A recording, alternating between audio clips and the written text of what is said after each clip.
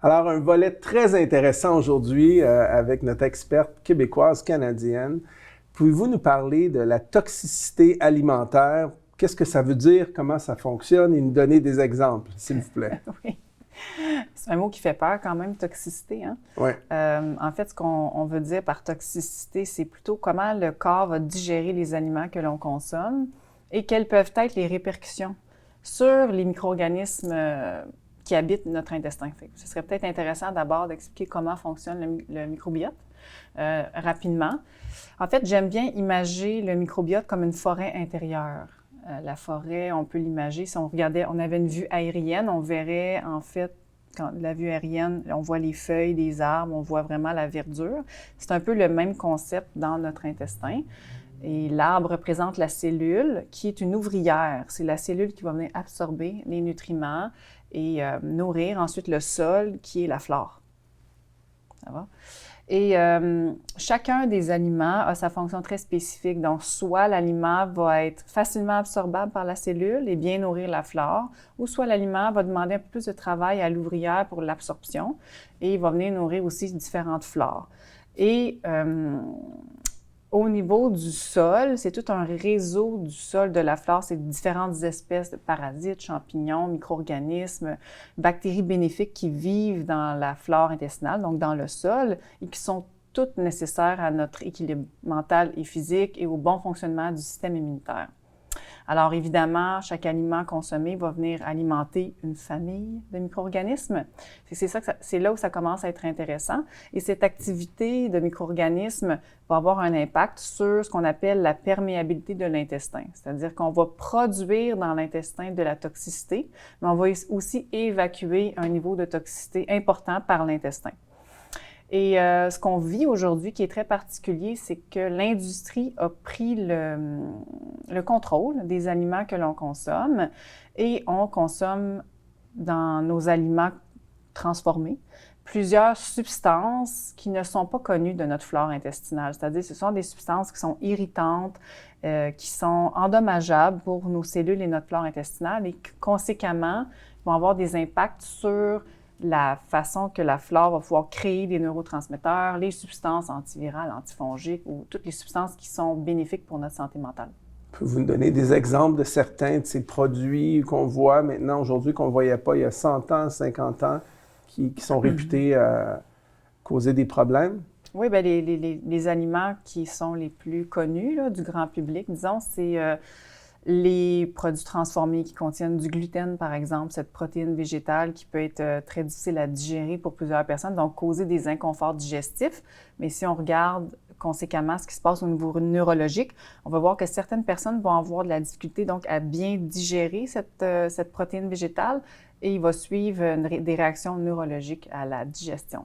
Ça va créer des peptides qu'on appelle les glutéomorphines. Donc, ça donne un effet un peu comme de la morphine sur le cerveau. C'est un exemple. On peut penser aussi à toute la neurotoxicité qu'on retrouve dans l'alcool.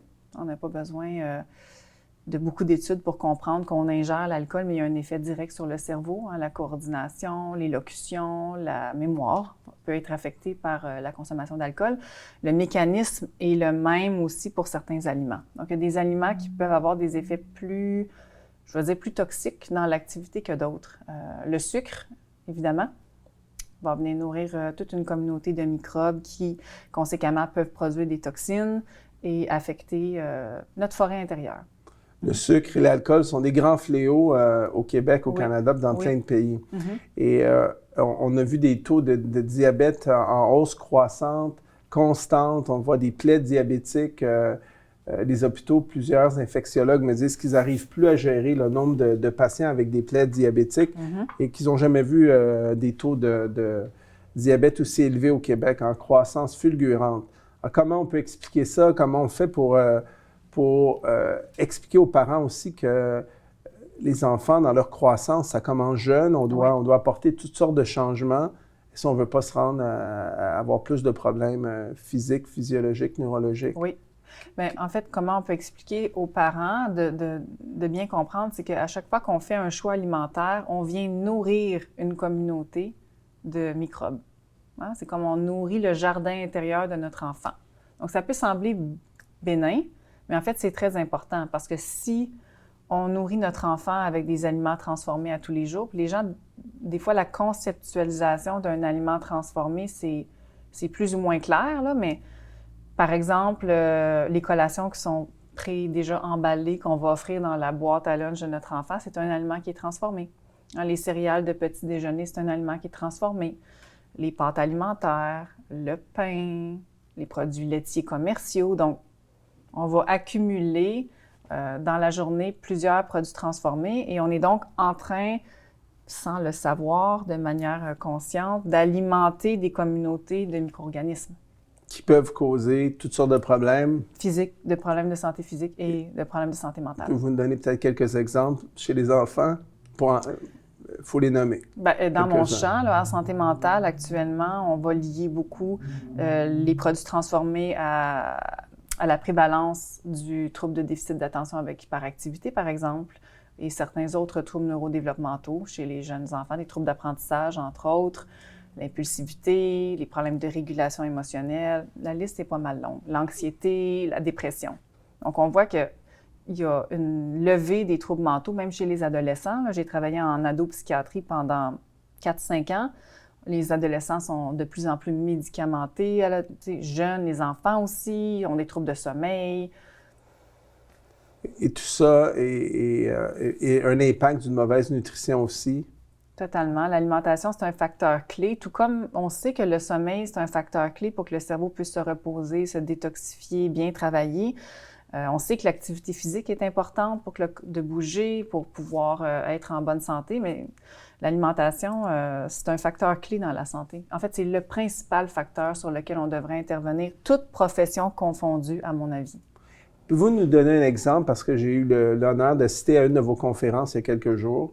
Pouvez-vous nous expliquer un peu le cheminement en parlant de votre fils, si vous le voulez bien? Qu'est-ce que vous avez changé dans son alimentation? Parce que ça a été un processus, je pense, par tâtonnement, par essai et erreur. Qu'est-ce que vous avez fait pour réguler sa condition? Oui. Et comme ça, les gens vont pouvoir en bénéficier. Oui, certainement. Bien, il faut reculer d'une quinzaine d'années déjà, là. Donc, à l'époque, il n'y avait pas l'abondance de littérature et de protocoles qui existent aujourd'hui, donc j'ai essayé des choses.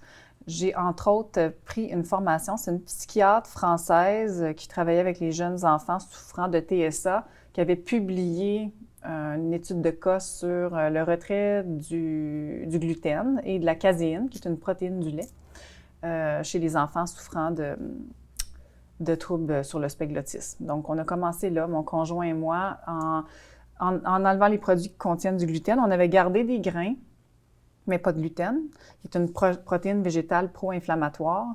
Et ensuite, la caséine, qui est une protéine très difficile à digérer pour la plupart des gens. Et la caséine peut aussi se digérer sous forme de casomorphine chez les jeunes enfants, puis amener des débalancements neurologiques. Important. Important quand l'intestin est fatigué, hein? Le jardin intérieur, hein? Effectivement. On a commencé par ça. On a vu des changements dans les semaines qui ont suivi. Donc, beaucoup moins d'isolement social, des changements au niveau physiologique, au niveau des marqueurs du sommeil, entre autres, beaucoup moins d'angoisse, un petit bonhomme beaucoup plus calme. Et c'est, je pense, l'amour inconditionnel de votre enfant comme maman, comme parent, qui vous a poussé, qui a été un élément déterminant, je pense, ça a peut-être été l'étincelle qui a allumé le feu, oui. Pour vous de vouloir trouver une solution coûte que coûte. Et ça a mis votre grande résilience, votre détermination, votre intelligence à être à faire de vous une grande pionnière partout au Québec et au Canada, puis partout sur la planète, je pense. En voulant améliorer, ben oui, puis j'ai pas fini de faire votre promotion. Mais c'est grâce à votre volonté indéfectible d'aider votre enfant que vous êtes surpassé à trouver des résultats hors normes à l'époque. Vous étiez vraiment une précurseur. Oui. Il y a presque 15 ans de ça, là. Oui. D'ailleurs, on travaille. Même encore aujourd'hui, on vous trouve très, très avant-gardiste au Québec, mais ça fait 15 ans que vous avez développé ça. Exactement. Puis, pendant plusieurs années, je travaillais en partenariat avec d'autres professionnels qui avaient déjà également cette approche-là. Les naturopathes parlent du microbiote intestinal depuis belle lurette. Oui. Et autres professionnels aussi, là. Non, effectivement. Et plusieurs recherches partout sur la planète, sauf au Québec, évidemment. Oui. font le lien, la corrélation et décrit l'importance grandissante et l'importance intrinsèque entre la flore intestinale, le microbiote et la santé des gens au niveau psychologique, neurologique, mais aussi à tous les aspects, cancer du côlon, etc. Donc, oui. Puis il y a de je la lève mon littérature, chapeau vraiment. Méta-analyse, il y en a énormément. Donc, les données sont là. Excellent. On vous revient après la pause.